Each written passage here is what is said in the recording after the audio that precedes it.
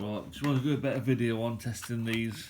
I think I called them MOSFETs before, or transistors on the cordless drills. So I've just pulled the skirt up a little bit, pulled its skirt up a little bit to get to these connections.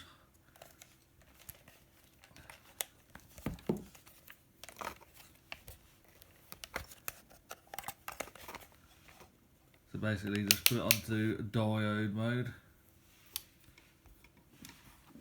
And you just have to test until you find the right leads. So that ain't on diode mode.